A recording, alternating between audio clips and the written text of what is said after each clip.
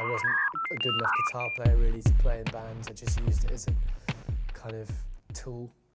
You all have a background in hardcore and post-punk. Mm-hmm.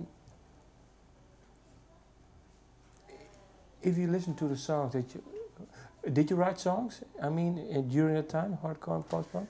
I wrote lyrics and vocals, but I was in bands with other people who wrote the songs. So people would kind of the band would write a whole song and then I would take it away and just write some lyrics and vocal melodies. And how do you look back on the work you did back then? It was really bad, really bad. It was terrible music. There was nothing good about it. It was cool because it was energetic, it was really fun to play. I think being a part of that scene really, for all of us, was where we learnt, like, we consider that when you play live it should be really intense and energetic, and you know, it's okay if it's a little rough around the edges and it's not quite so exact as it is in the studio. To me, there should be that difference between a recorded, you know, a record should be fairly considered, quite well, you know, arranged, and the performances should be quite precise, you know, and there should be, to me, this difference, whereas live it can be a bit more rough and raucous, and it doesn't have to be an exact replication of what's on the record.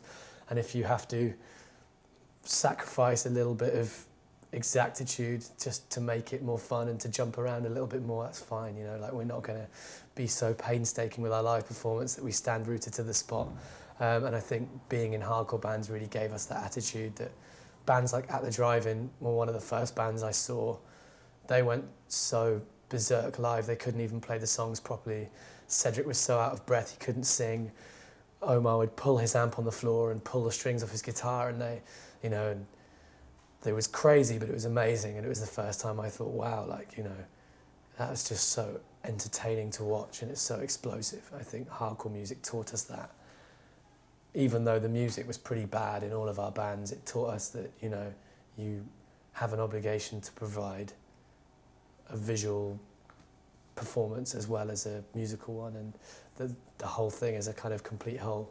And it was just much more fun for us as well. We always felt that's how music should be played, so that's how we play. What was the band called? I was in a band called Matador when I was about 16. It was kind of a real hardcore band.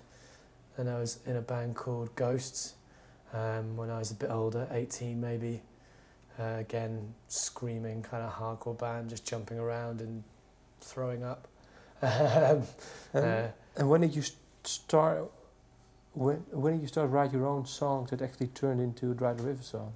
Not until quite late, maybe after I went to university. When I was 19, I went to university in Bristol and kind of began to write some acoustic songs, but with no... I'd always played guitar and stuff, but never in bands. I just sang in bands. I didn't have enough confidence to write my own songs, and I wasn't a good enough guitar player really to play in bands. I just used it as a kind of tool. And then at university, I kind of started to write a little acoustic stuff, but not with any intention to forming a band or anything. It was just something to do, a hobby. And then we kind of did a bunch of bands where I met the other guys who were in other bands, kind of hardcore bands and punk bands, and I carried on doing work with those kind of bands, but more like session, just kind of singing for bands who needed a singer and whatever, but never really being that invested. And then when I went to medical school, this band really started when I was 23, 24, and I went to medical school in London, and then I decided, well, I gave up music. My father kind of said, you know, you've always been distracted by music. If I'm going to help you pay for medical school, assist you financially, then I think you need to give up music and concentrate on medicine, because it's very difficult.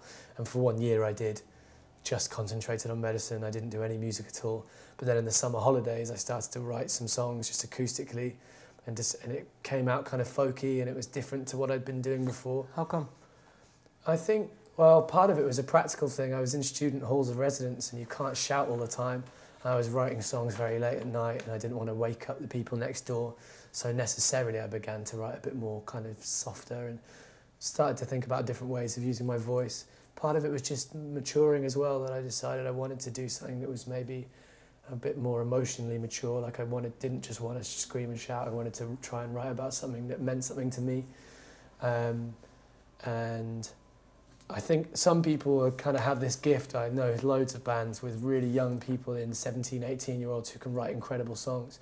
I wasn't like that. It took me a long time to begin to write songs that weren't embarrassing, basically. It took me a long time of writing really bad music.